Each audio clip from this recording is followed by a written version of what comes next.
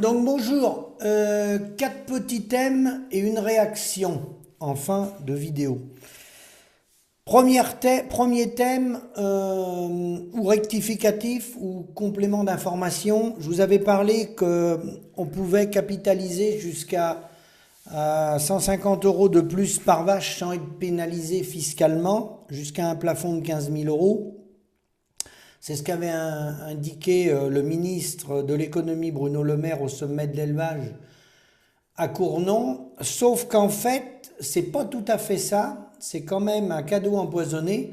Parce qu'en fait, c'est une provision. Ça va être considéré comptablement, fiscalement parlant, comme une provision. Et il faudra, s'il y a une capitalisation jusqu'à 15 000 €, on est exonéré. Mais il faudra passer la provision dans les 5 ans ou dans les 6 ans. A priori, c'est dans les 6 ans.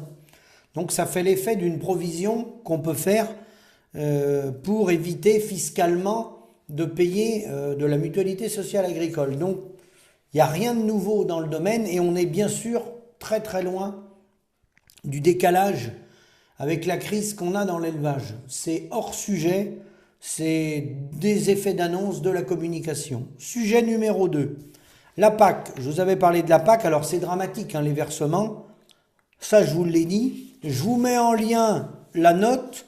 Bon, les versements, il y a un peu de tout. Vous verrez, vous ouvrirez le lien.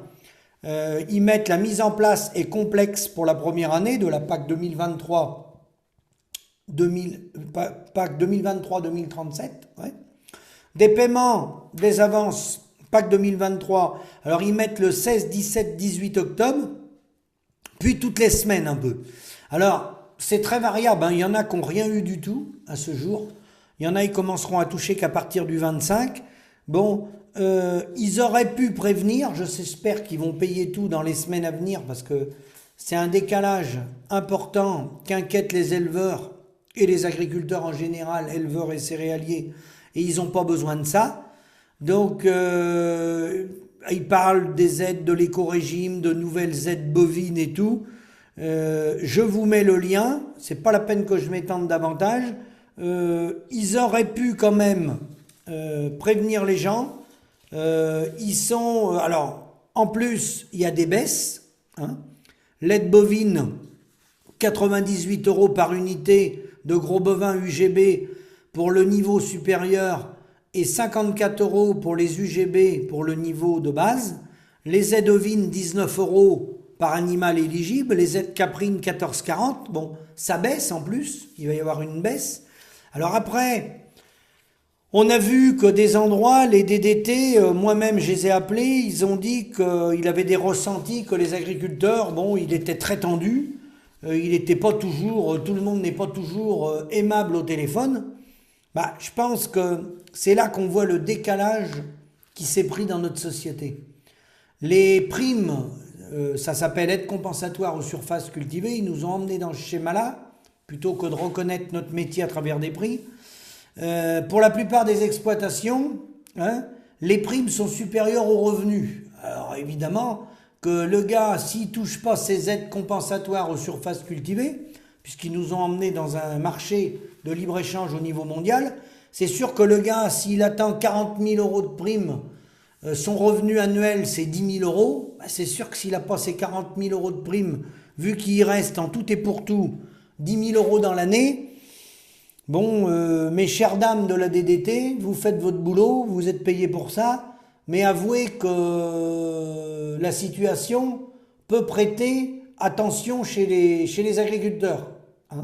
Vous avez votre salaire, vous êtes sous un autre régime que je respecte tous les régimes, mais quand des gens sont suspendus à un versement, évidemment que c'est pas agréable. Donc on aurait préféré ne pas rentrer dans ces schémas-là. Malheureusement, on est rentré dans ce schéma-là.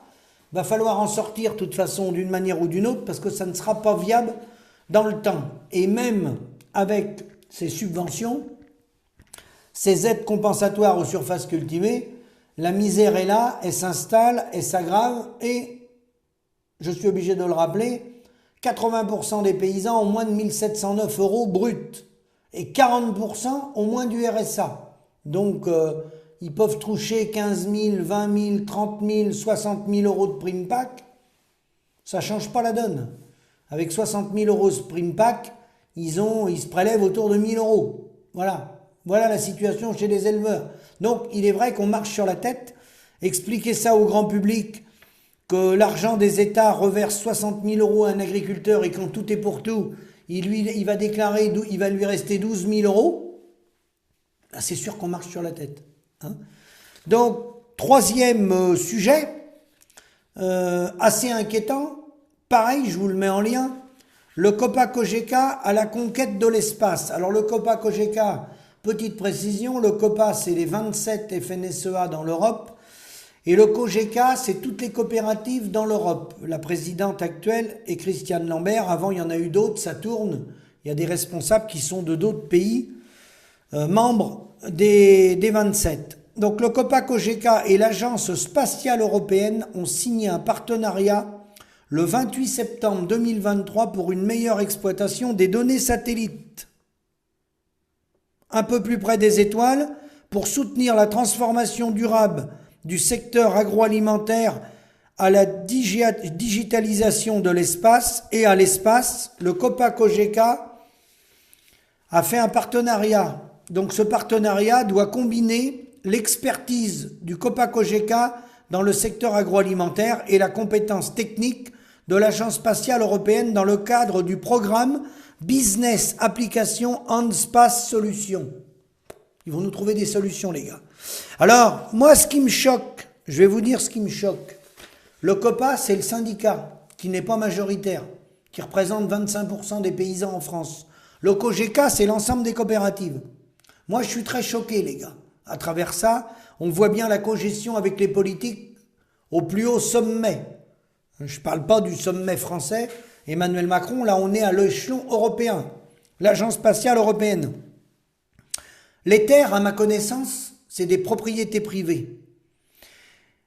Et c'est nos employés, parce que c'est nos employés, les coopératives, c'est nos salariés.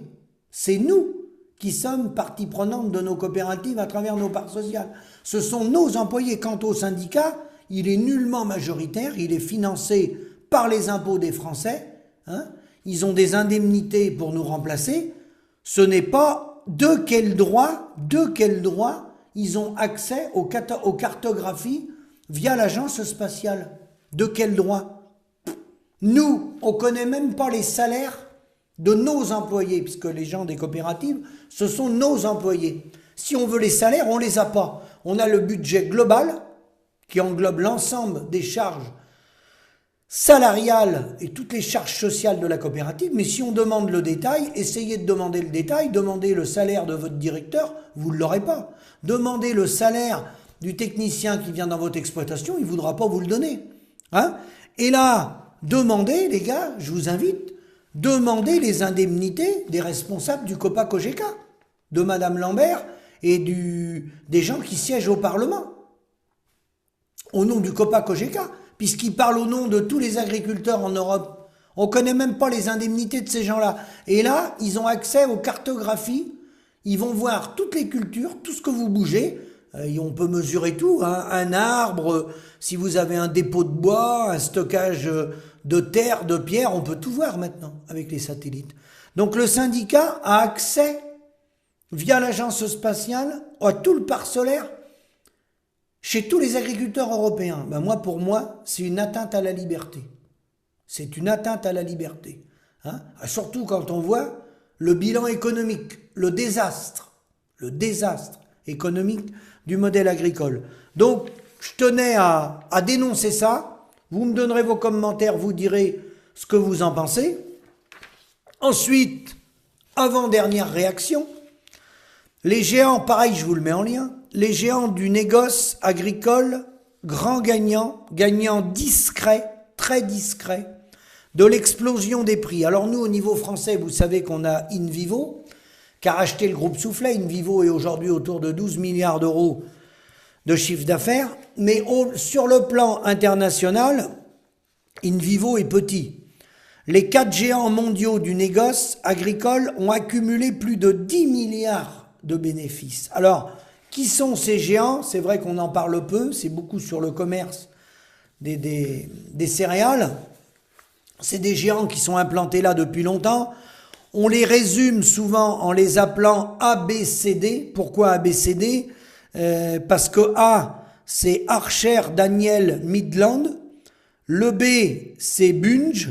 Le C, c'est Cargill. Et le L, c'est Louis Dreyfus, dont les initiales forment ABCD. Contrôle 70 à 80% du commerce mondial des céréales. Et c'est sur les céréales.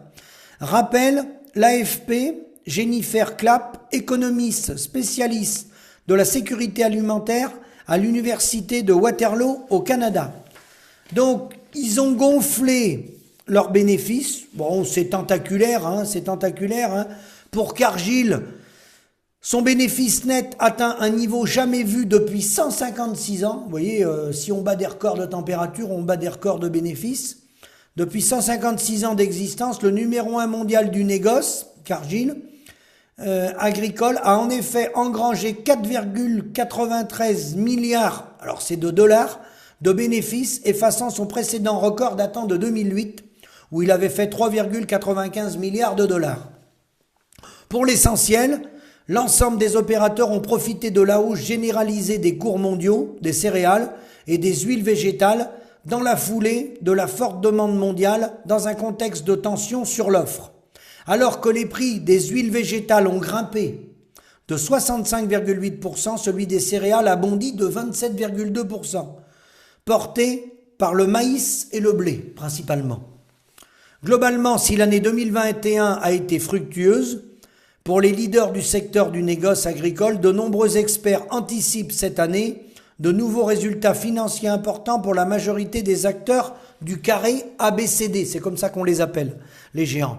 En effet, la volatilité des cours, des céréales et des oléagineux liés au conflit en Ukraine et la Russie, ainsi que la forte demande des pays importateurs pour constituer des réserves devraient entretenir des perspectives de croissance des négociants. Donc ça, c'est ce que je vous ai dit dans les précédentes vidéos. Vous voyez, une partie du souci, il est là. Là, vous avez ça sur les céréales, vous avez ça avec la production laitière, c'est pareil, parce que contrairement à ce qu'on croit, les gens disent, bah non, le lait, c'est une denrée périssable. Oui et non. Parce que ça se stocke via la poudre de lait. Et via la poudre de lait, ils jouent sur les cours. Les géants, au niveau mondial. Nestlé, Lactalis, Sodial, hein, vous les connaissez, etc. Les grandes coopératives néerlandaises, hein, voilà. Donc ça, tant qu'on sera dans un modèle comme ça, de libre-échange, libre circulation des biens, des hommes, des marchandises, des capitaux, ça ne fonctionnera pas. La seule solution de ramener des dividendes sur les travailleurs, la masse salariale et sur les paysans au niveau mondial, c'est de partir sur la base de la charte de la Havane, de la coopération entre les États qui bloque la spéculation. Ça ne change rien dans les échanges. On fait toujours des échanges entre pays pour équilibrer ceux qui ont besoin de marchandises, ceux qui sont excédentaires et ceux qui sont déficitaires, en essayant d'équilibrer au maximum la balance des paiements pour pas faire trop de déséquilibre entre les États, mais on le fait sur la base de la coopération. Et je vais vous prendre un dernier élément de preuve avant de passer à mon tout petit dernier sujet. Vous prenez l'Allemagne, tout confondu, à l'export, alors pas actuellement, mais il y a des années, elle exportait 20 milliards d'euros par mois d'excédent, tout confondu, pas que l'agricole. Et quand on prend, et nous beaucoup moins, bon, quand on dit qu'il faut avoir une politique offensive, il faut aller prendre des parts de marché, il faut exporter, c'est l'exportation, il faut baisser les prix, il faut être performant, et il faut absolument conquérir des parts de marché. L'Allemagne l'a fait. Sur la catégorie, si on compare à catégorie équivalente, sur la catégorie A des chômeurs, il n'y a que 450 000 écarts, 450 000 personnes d'écart au niveau du chômage entre les chômeurs en France et en Allemagne. Entre les chômeurs en France et en Allemagne, il y a plus d'habitants, il y a autour de 85 millions d'habitants. En Allemagne, nous, on en a 68. Mais l'écart, avec 20 milliards, là, ils y sont plus là, mais pendant un moment, il était à 20 milliards d'excédents par mois, il était à plus de 220 milliards d'excédents, tout confondu. Si vraiment le libre-échange était porteur et que c'était la solution idéal pour créer des emplois, pour tirer les richesses vers le haut des pays. Il n'aurait pas eu, premièrement, 5 millions de travailleurs allemands qui travaillent dans l'industrie agroalimentaire à 500 euros, des travailleurs venus des pays de l'Est qui l'exploitent. Si ça tire la société vers le haut, pourquoi payer 5 millions de travailleurs à 500 euros par mois? Première question. Et on n'a que 450 000 chômeurs d'écart entre la France et l'Allemagne. Donc normalement, nous, on devrait avoir beaucoup plus de chômeurs. Ou eux, ils devraient en avoir encore moins. L'écart, il devrait pas être si petit. Parce que nous, on n'a pas des exportations comme ça. Nous, la France, on n'a jamais exporté, on n'a jamais été à plus 20 milliards par mois. Bon. Donc ça démontre bien que quand on va au moins-disant social et qu'on va vers les exportations à tout va dans la théorie de Ricardo, on exporte. Mais on exporte et ce n'est pas rentable. On détruit la valeur travail des travailleurs sur les territoires, que ça soit allemand ou français. Et en plus, on va enfoncer des populations où on exporte nos produits. On est dans la guerre de tous contre tous. Et ça fonctionne pas. Donc, il faut rapidement revenir vers de la coopération. Charte de la Havane, seule solution, seul salut qu'on a pour sauver notre agriculture et notre industrie. Sinon, vous le voyez bien qu'on s'enfonce. Tout le monde le voit au niveau agricole qu'on s'enfonce. C'est une évidence. On perd nos parts de marché, notre production s'effondre, et pour cause, elle ne peut que s'effondrer puisqu'on ne peut pas produire au prix mondial. C'est impossible de produire au prix mondial. Et alors après, ma dernière intervention, c'est une réflexion personnelle que je me fais. Je me dis que, j'ai parlé tout à l'heure du Copa-Cogeca, des gens qui travaillent tous les jours auprès des agriculteurs, je pense aux gens des coopératives, mais beaucoup plus large, tous les gens qui travaillent de près ou de loin avec les agriculteurs, je me dis des fois, vous m'appelez les gars, et c'est sûr qu'on est à 2 morts par jour, j'ai encore eu plein de coups de téléphone cette semaine, des gens qui se suicident aux 4 coins de la France, et la question que je me suis posée l'autre jour, je me dis que le technicien de la laiterie, le technicien aliment, le technicien suivi culture, les gens qui vont dans l'exploitation, ils l'ont vu l'exploitant 2 jours, 3 jours ou 8 jours avant qu'il soit mort. Ils le connaissent les solutions, ils les voient, les résultats économiques via les comptes coopérateurs, le compte coopérateur de la coopérative, il voit bien les situations dans les fermes, il y en a bien qui le savent, tout le monde se garde bien de le dire. Mais moi je me faisais une autre réflexion, ils n'ont pas honte les gars? Ça les gêne pas d'aller dans les fermes? Moi, ça me gênerait, vous voyez. Moi, personnellement, mais c'est personnel là ce que je vais vous dire, moi, j'irai pas vendre un tracteur de 100 ou 200 000 euros en connaissant les situations telles qu'elles sont. Parce que je me poserais une question, je me dirais, le gars, il est à flux tendu, il est au bout du bout, il n'est pas sûr de pouvoir payer, d'ailleurs, me rembourser le tracteur.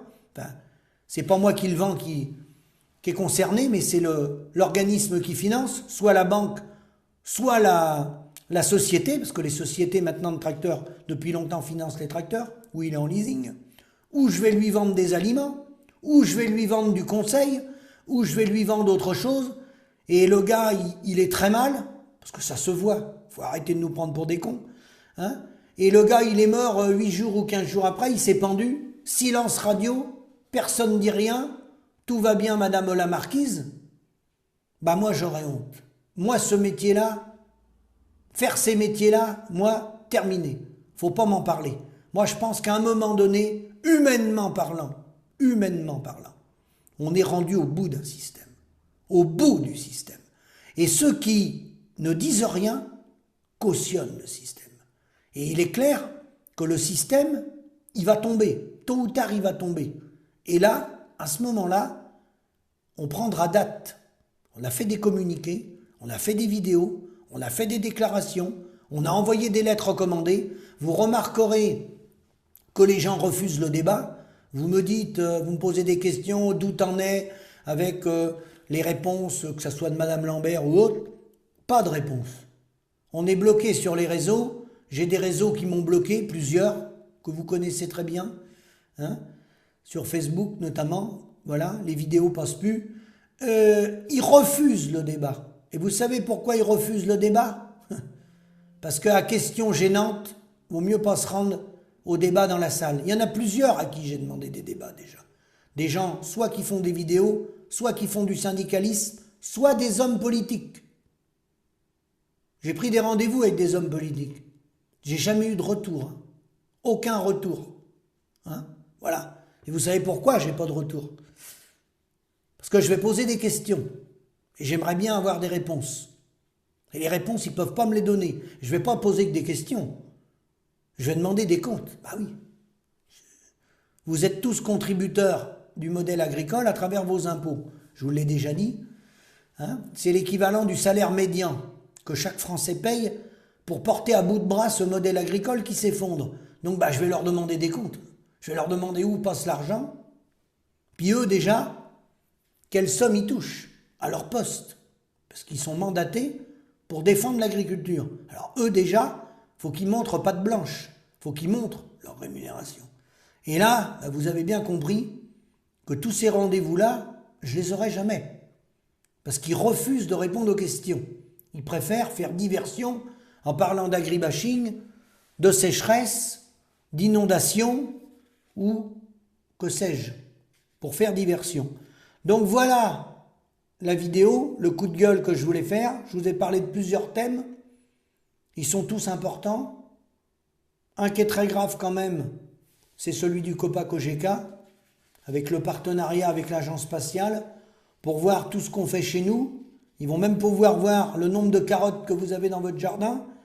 Moi, je pense que c'est une atteinte à la liberté.